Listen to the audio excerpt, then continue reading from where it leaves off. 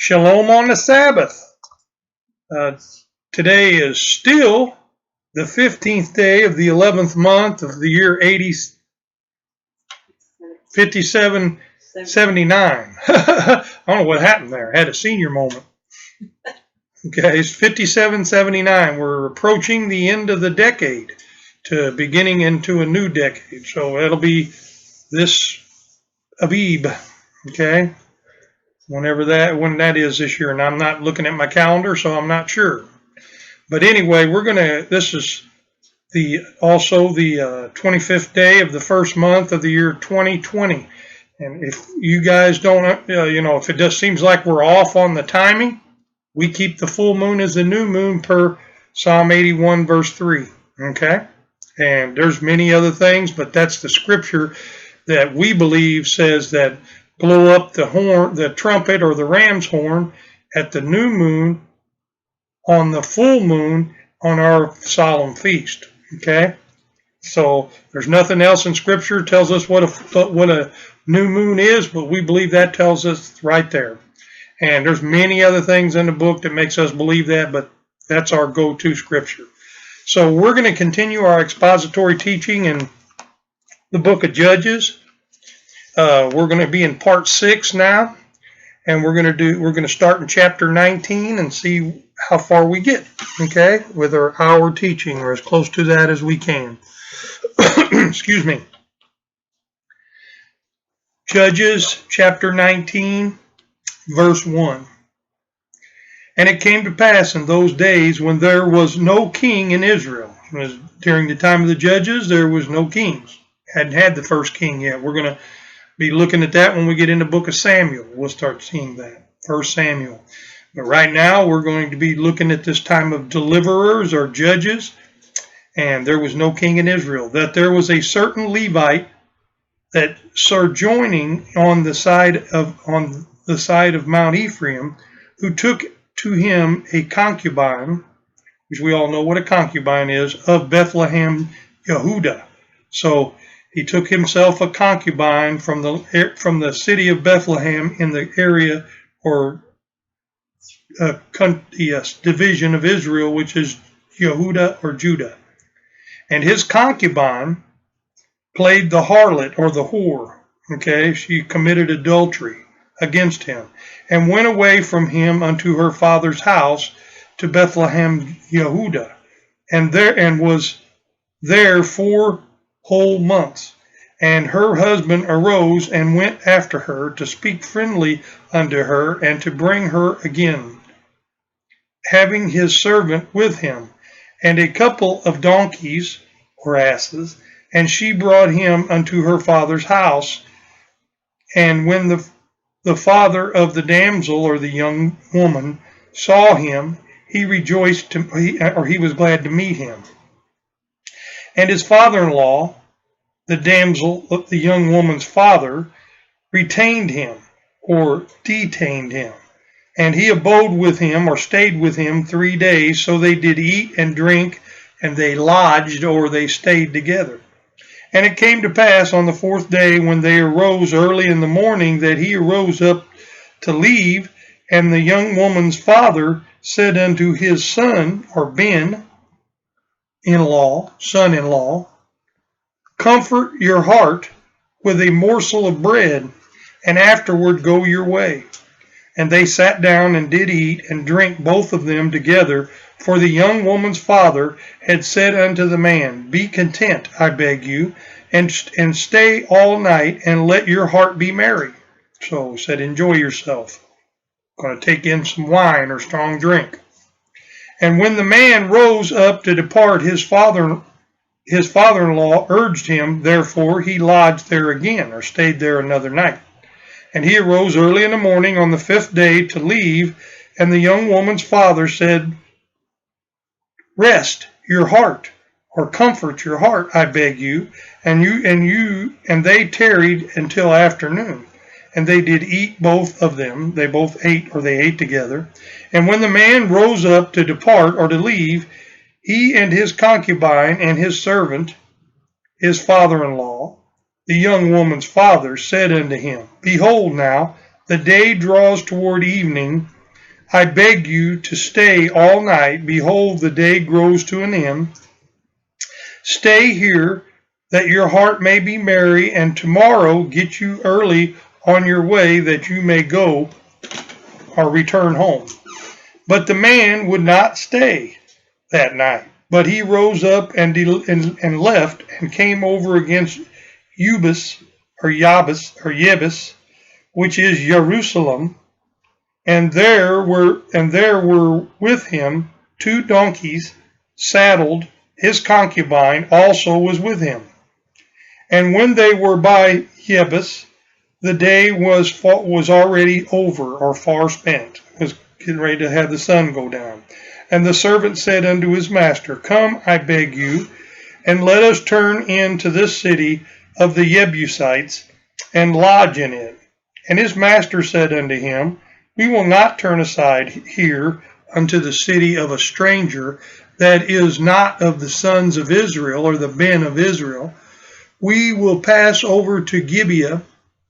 And he said unto his servant, Come, and let us draw near to one of these places to stay all night, or lodge all night, in Gibeah or in Ramah. And they passed on, and went their way, and the sun went down upon them when they were by Gibeah, which belongeth to Benjamin. And they turned aside from there to go in and to lodge, or to stay in Gibeah. And when he had went in, he sat down in a street of the city, for there was no man that took them into his house to lodge. And behold, there came an old man from his work out of the field at even, or again, right when the sun was going down, which was also of Mount Ephraim, and he sojourned in Gibeah by the men of the place where the Benjamites. And when he had lifted up his eyes, he saw a traveling man in the street of the city. And the old man said, Where are you going? And from where do you come? And he said unto him, We are passing from Bethlehem, Yehuda, toward the mount of Ephraim. From here am I, and I went to Bethlehem, Yehuda, but I am now going to the house of Yahuwah, okay? And there is no man that receiveth me to house, because they were talking about Jerusalem, or Jerusalem. Yet there is both straw and fodder for your donkeys, and there is bread and wine also for you, or for me, and for your handmaid, and for your young man, which is with you, with your servants. There is no want of anything. And the old man said, Peace be with you. Howsoever, let all your wants lie upon me. Only stay not in the street. So he brought him into his house, and gave him fodder or food, gave food or fodder unto the donkeys. And they washed their feet, and did eat and drink. Notice how similar this is to the story of Lot and Sodom and Gomorrah. Okay, how very similar. And he brought unto him his house. Now, verse 22. Notice that they did eat and drink, and they washed their feet.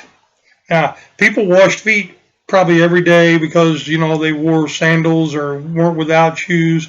But ceremonially, this is talking about, the time of the Passover, the day, the beginning of the Passover, okay? When our Messiah would have washed feet, okay? And all that ties together, but I'm just making a point of it here. So it says, Now as they were making their hearts merry, they were drinking wine, and, it was obvious that they were doing that on the night when they took the Passover meal with Yahushua on the Passover, okay? Behold, the men of the city, certain sons are ben of Belial, which means worthless. are wicked. Okay, sons, the worthless sons, beset the house, came up to the house, just like the sons of Belial set upon Lot's house when the angels were in there, the Malach. Okay, it says, beset the house round about and beat at the door, and spake to the master of the house, the old man, saying, bring forth the man that came into your house, that we may know him. Just exactly the same thing. That's what they're talking about there. They're not talking about know his name. Okay? Verse 23, and the man, the master of the house, went out unto them and said unto them, no, my brethren, no. I beg you, do not so wickedly, seeing that this man is come unto my house. Do not this folly. Because believe me, that was folly. 24, behold, here is my daughter, a maiden, and his concubine. Then I will bring out now and humble you them. And so in other words, you go out and do what you will with them, and do with them whatever seems good unto you, but unto this man do not so this vile thing. But the men would not listen to him, so the man took his concubine and brought her forth unto them, and they knew her. Well, not that they knew her name. Okay, we know, we can read between the lines here. And abused her all that night until the morning. And when the day began to dawn or spring forth, they let her go. Then came the woman into the dawning of the day. So in other words, as the sun was coming up, she was walking to there, to going, trying to get back home, and fell down at the door of the man's house where her master was till it was light. And he and her master rose up in the morning and opened the doors of the house and went out to go his way. And behold, the woman, his concubine, was fallen at the door of the house, and her hands were upon the threshold. So she took her last bit of strength trying to get into the house, and she just didn't make it. Verse 28, and he said unto her, up, and let us be going. But she didn't answer. Okay, said, but none answered. Then the man took her up upon an ass, and the man rose up and got him unto his place.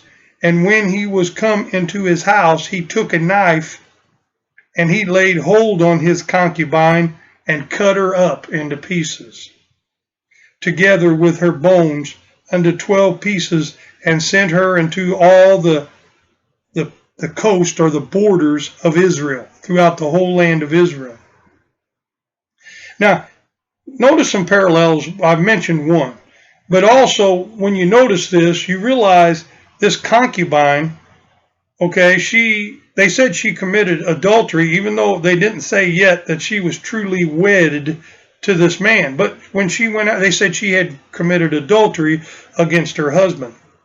Okay, this is a real time event, okay, but meant secularly to show forward at the time of Israel, the nation as a whole being cut off, okay. But notice the guy here cuts her up into pieces and sends her out all into Israel, okay. Prophetically, that's looking at the time when Israel is going to be cut off because of their spiritual adultery, in my humble opinion, okay? But yet, still individually, those people are not cut off. But the nation as a whole is going to be divided, and the promise is not going to come just to the physical house of Israel, even though it will be restored. Now, there's not going to be everybody that ever lived that's physical Israel is going to be in the kingdom. Those that are cut off for what they've done, those people are still cut off, okay, if they died in their sins. But no nation is cut off. Not Israel as a whole. In other words, each person can come to Yahuwah individually and repent through our Messiah, because that was the whole purpose of our Messiah. Israel physical was the seed that was to produce Messiah, which was to bring in many nations, as the promise went back to Abraham. Okay, so there's a lot going on, even though this is a physical example. You could see this in here. You could see the whole book of Judges is very akin to what's being spoken of in the book in the Psalm 107. Okay, so don't miss all these things. It's not just what's written on the page. There's spiritual, equality. Different places that are looking are actually secularly pointing towards the future in prophecy. Okay, so and when he was come, the husband, okay, and not the husband, but the owner of the concubine, okay, he cut her up. Okay, he divided her up into together with her bones unto 12 pieces. And what is that? One for every tribe of Israel. Okay, sent her into all the borders of Israel. And it was so that all that saw it said there was no such deed done or seen from the day that the sons of Israel came up out of the land of Egypt unto this day. Consider of it, or take counsel and speak your minds. Chapter 20. There's more than one reason why things are recorded in Scripture. You're supposed to be able to spiritually divide as well as rightfully divide what's on the page. Okay? Chapter 20. Then all the sons or ben of Israel went out of the congregation, was gathered together as one man. So they had a meeting. They all came together. From Dan even unto Beersheba with the land of Gilead unto Yahuwah in Mizpah. Yahuwah wasn't present there, but they gathered in his name in the area called Mizpah. And the chief of all the people, even of all the tribes of Israel, presented themselves in the assembly of the people of Elohim, 400,000 footmen that drew the sword. Okay, that's how many there were. Now, this next verse, let's see, all the way up through the word Mizpah is added. Nothing wrong with the add, though. It's in parentheses. Now the sons of Benjamin heard that the sons of Israel were gone up to Mizpah. Then said the sons of Israel, tell us how was this wickedness, or what did this mean, this wickedness? And the Levite, the husband of the woman that was slain, which they said it was his concubine. So when you have relations with a woman, whether there's a ceremony or not, notice how the scripture refers to that woman. Okay, it refers to her as her husband, even though it was the concubine.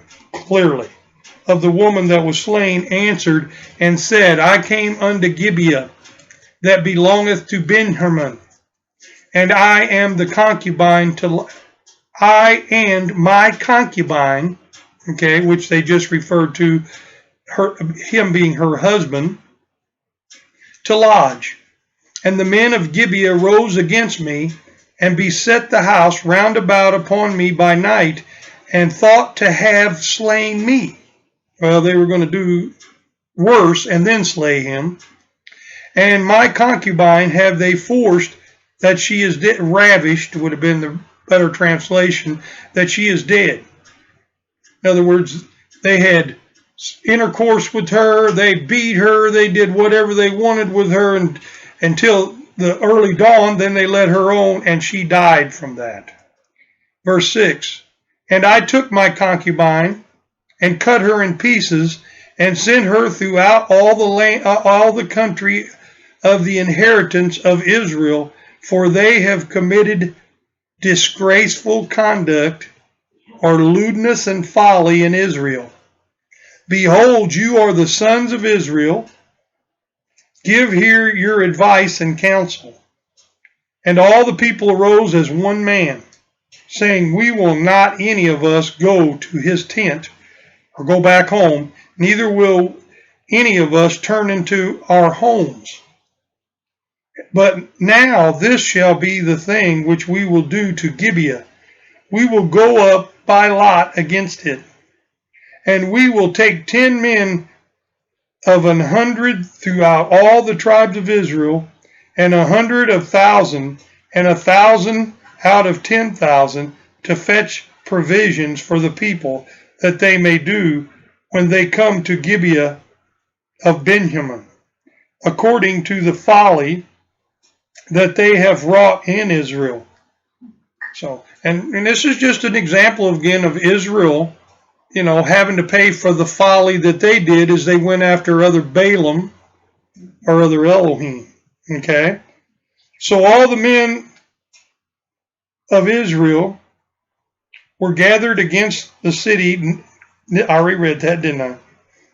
So all the men of Israel gathered together knitted together as one man, and all the tribes of Israel sent men throughout all the tribe of Benjamin, saying, what wickedness is this that is done among you? Now therefore, deliver us the men of the Ben of Belial, the worthless ones. But like the sons of Satan, what they're saying, which are in Gibeah, that we may put them to death and put away evil from Israel. And so there was a lot of people in Israel that had committed a lot of things. A lot of them got put to death and they got separated from Israel. All those. And as a nation, they lost their opportunity to be the only ones. Okay? But it always was it Yahuwah's plan to make Abraham the son of many, the head of many nations, not just one.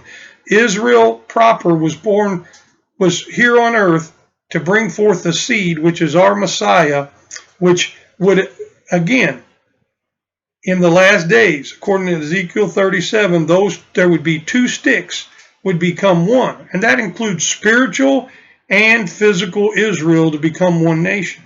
Okay? All right.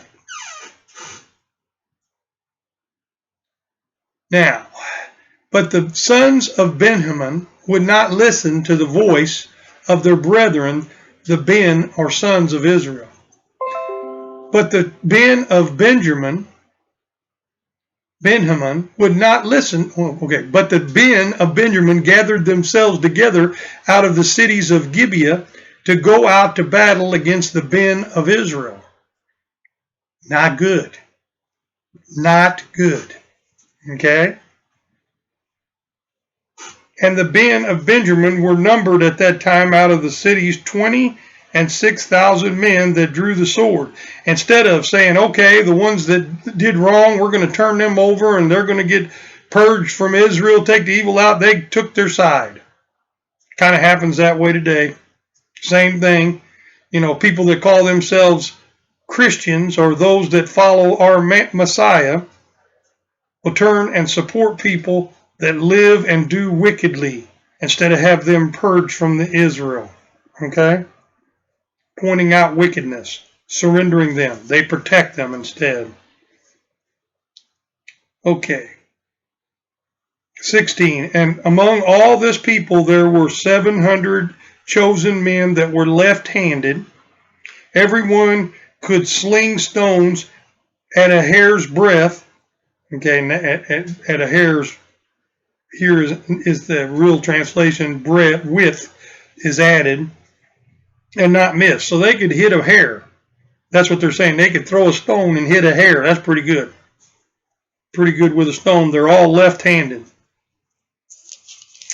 Verse 17, and the men of Israel beside Benjamin were numbered 400,000 men that drew sword. All these were men of war. As you can see, this is Israel against Israel. And the Ben of Israel arose and went up to the house of Elohim. See, Israel was going to do what Yahuwah told him. That's to purge wickedness or evil from among them. Well, Benjamin decided to protect their own and protect the evil ones. And this is not, you'll see this is not a good thing. They almost got completely wiped out because of it. And so did Israel proper when over time they almost did. They didn't. There would always be a remnant. And the Ben of Israel arose and went up to the house of Elohim, which would be in Jerusalem or Jerusalem. And they said all the time it was at Shiloh, okay, before, but we were just talking about that before, and asked the council of Elohim, and said, which of us shall go up first to battle against the sons of Benjamin? And Yahuwah said, we know that he didn't say that himself, okay, he said it through the Ruach.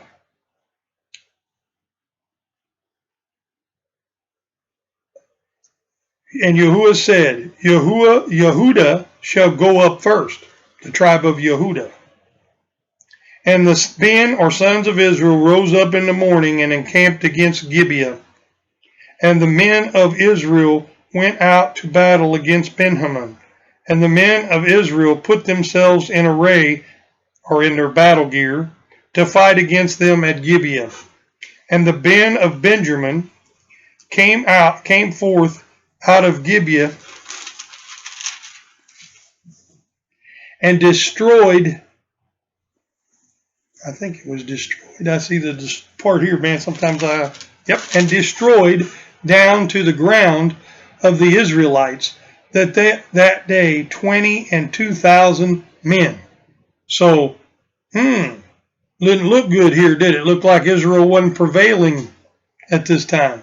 And the people, the men of Israel, encouraged themselves and set their battle again in array in the place where they put themselves in array, or fixed themselves for battle, the first day. And this is in parentheses again, all the way in the whole verse 23. And the men of Israel went up and cried before Yahuwah until the sun went down, and asked counsel of Yahuwah, saying, shall I go up again to battle against the men of Benjamin, my brother? And Yahuwah said, go up against him. So, and again, we know Yahuwah himself didn't say that. He did that through the Ruach. The voice of Yahuwah, the spirit of Yahuwah spoke to them. 24. And the men of Israel came near against the men of Benjamin the second day. And Benjamin went forth against them out of Gibeah the second day, and destroyed down to the ground of the sons of Israel again 18,000 men. All these drew the sword. Now, I'm sure there's more than one reason why this happened. Okay? Then all the men of Israel and all the people went up and came into the house of Elohim, and wept and sat there before Yahuwah, and fasted that day until even, and offered burnt offerings and peace offerings before Yahuwah. Because obviously some of those men there weren't worthy for battle, or they wouldn't have died like that. And, when you put judgment on other people for things that you may or have done yourself, or other things just as bad, sometimes you're going to pay the price too. And the men of Israel inquired of Yahuwah, and then here's another in parentheses, for the ark of the covenant of Elohim was there in those days. See, not in the latter days, but in these days it was there. And Phinehas, the son of Eleazar, we know who that was. That's the one that thrust them through. Okay. The son of Aaron. So this is Phinehas, the Eleazar, there the end of Numbers, that thrust through the Midianite woman and the Israelite man, because they weren't doing what they were supposed to do. So, and Phinehas, the son of Eleazar, the son of Aaron, stood before it in those days, and before the Ark of the Covenant, saying, shall I yet again go out to battle against the men of Benjamin, my brother, or shall I cease? And Yahuwah said, again through the Ruach, through the voice, go up, for tomorrow I will deliver them unto your hand. So the rest of those people, they had to have faith to continue in battle, that not concern their own lives, to do what Yahuwah wanted them to do. 29. And Israel set ambush for Gibeah, in Gibeah. And the men of Israel went up against the men of Benjamin, which are also been of Israel, on the third day, and put themselves in array against Gibeah, as at other times. And the sons of Benjamin went out against the people, and were drawn away from the city, and they began to smite the people and kill, as at other times, in the highways, of which one goeth up to the house of Elohim, just like before. So they thought they were winning. And the other to Gibeah in the field, about 30 men of Israel.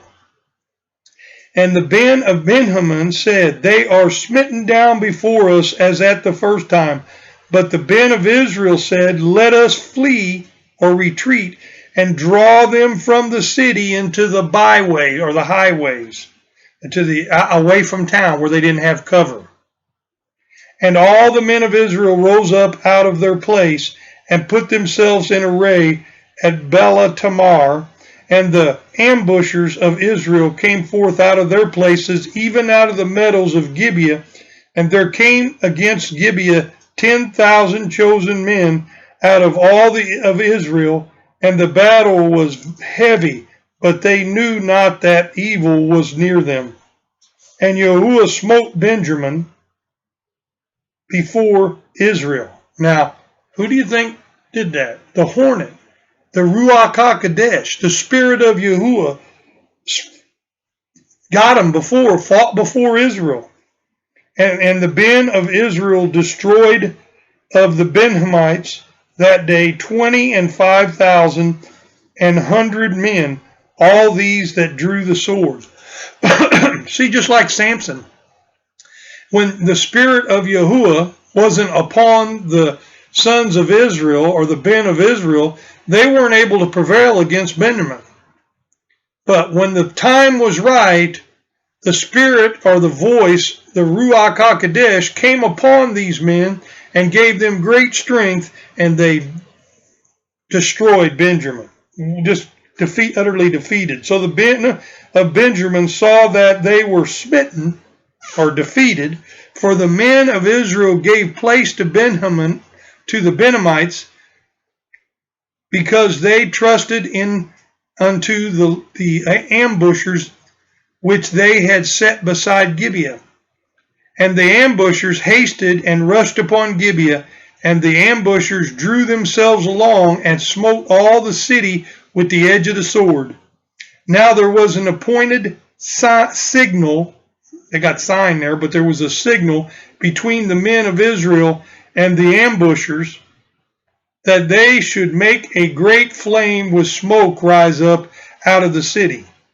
And when the men of Israel retired in battle, Benjamin began to smite and kill of the men of Israel about 30 persons, for they said, surely they are smitten down before us as in the first battle. But when the flame began to rise up out of the city with a pillar of smoke, which we know represents the Ruach HaKodesh, just like it did that when they were going through the wilderness, the Benjamites looked behind them, and behold, the flame of the city ascended up to the heavens, just like the Ruach led Israel, all the way through the wilderness. They did it by a flame of tower of fire by night and a flame of smoke by day. This is another example of that. Verse 41, and when the men of Israel turned again, the men of Benjamin were amazed, for they saw the evil or the disaster was upon them. Therefore they turned their backs before the men of Israel unto the way of the wilderness, but the battle overtook them. They couldn't outrun them. And them which came out of the cities they destroyed in the midst of them. Thus they enclosed the Benjamites, they surrounded them round about, and chased them and trod them down, ran over them with ease over against Gibeah toward the sun rising, which is the east. And there fell of Benjamin 18,000 men, all these were men of valor. And they turned and fled toward the wilderness into the rock of Rimmon, and they harvested of them in the highways 5,000 men. You know what they mean, they killed that many. And pursued hard after them into Gidom, and slew 2,000 men of them, so that which fell that day of Benjamin were 20 and 5,000 men that drew the sword. All these were men of valor. But 600 men turned and fled to the wilderness into the rock of Rimnon. I have a hard time with that one. And abode or stayed in the rock Rimnon 4 months. And the men of Israel turned again upon the men of Benjamin, and smote them with the edge of the sword, as well the men of every city as the beast, and all that came to hand. Also they set on fire all the cities that came to. Chapter 21. Now the men of Israel had sworn in Mizpah, saying, there shall not any of us give his daughter unto Benjamite to wife. So they'd made an oath to Yahuwah. And the people came to the house of Elohim, and stayed there till even, or till the sun went down before Elohim, and lifted up their voices and cried bitterly. Okay? And said, O Yahuwah Eloah of Israel, why is this come to pass in Israel, that there should be today one tribe lacking of Israel? So they were in remorse because of what they had to do. And it came to pass on the next day that the people rose early and built there an altar and offered burnt offerings and peace offerings. And the men of Israel said, who is there among all the tribes of Israel that came not up with the congregation unto Yahuwah? For they had made a great oath concerning him that came not up to Yahuwah to Mizpah, saying, he surely shall be put to death. So they're saying, who was it that really didn't come up? And the men of Israel repented them of what they said about killing the ones that didn't come up. That's what they repented of. For Benjamin, their brother, and said, there is one tribe cut off from Israel this day. And they didn't want them to be cut off, just like all of Israel, they didn't want to be cut off. This is very symbolic, okay? So they're trying to find a way to save the brother Benjamin, the tribe. Okay. So, verse 7. How shall we do for wives for them that remain? So they didn't kill all of them. There was a remnant left, just like there'd be a remnant of Israel left. Seeing how we have sworn by Yahuwah that we will not give them of our daughters to wives. And they said, what one is there of the tribes of Israel that came not up to Mizpah to Yahuwah? So they didn't, because those ones wouldn't have sworn that oath. And behold, there came none to the camp from Yabesh Gilead to the assembly. For the people were numbered or counted. There was a census taken. And behold, there were none of the inhabitants of Yabesh Gilead there. And the congregation sent there 12,000 men of the most valiant. In other words, brave men, and commanded them, saying, go and smite the inhabitants of Yabesh Gilead with the edge of the sword, with the women and the children. And this is the thing that you shall do. You shall utterly destroy every male and every woman that have lain by a man. But the ones that haven't lain by a man, you're going to spare, the virgins. And they found among the inhabitants of Yabesh Gilead 400 young virgins that had known no man by laying with any male. And they brought them into the camp of Shiloh, which is in the land of Canaan. And the whole congregation sent some to speak to the men of Benjamin that were in the rock Rimmon, and proclaim peace unto them. And Benjamin came again at that time, and they gave them wives which they had saved alive of the women of Jabesh Gilead, and yet so they sacrificed them not. And the people repented them for Benjamin, the people there repented them, or were sorry for Benjamin, because that Yahuwah had made a breach in the tribes of Israel by destroying Benjamin. Then the elders of the congregation said, How shall we do for wives for them that remain, seeing the women are destroyed out of Benjamin? And they said, There must be an inheritance for them that be escaped of Benjamin, that a tribe be not destroyed out of Israel. However, we may not give them wives out of our daughters, for the children, for the Ben, or sons of Israel, have sworn, saying, Cursed be he that giveth a wife to Benjamin. Then they said, Behold, there is a feast of Yahuwah in Shiloh. So this was one of the appointed feasts in Shiloh yearly, in a place which is on the north side of Bethel, on the east side of the highway that goeth up from Bethel to Shechem, and on the south of Lebanon. Therefore they commanded the sons of Benjamin, saying, Go and lie in wait in the vineyards, and see and behold, if the daughters of Shiloh come out to dance in dances, then come out of the vineyards and catch you every man his wife of the daughters of Shiloh, and go to the land of Benjamin. And it shall be, when their fathers or their brethren come unto us to complain, that we will say unto them, Be favorable unto them for our sakes, because we reserved not to each man his wife in the war. For you did not give unto them at this time, that you should be guilty. And the Ben of Benjamin did so, and took them wives according to their number, and them that danced, whom they caught, and they went and returned unto their inheritance, and rebuilt the cities, and dwelt in them. And the Ben of Israel left there at that time every man to his tribe and to his family. And they went out from there every man to his inheritance.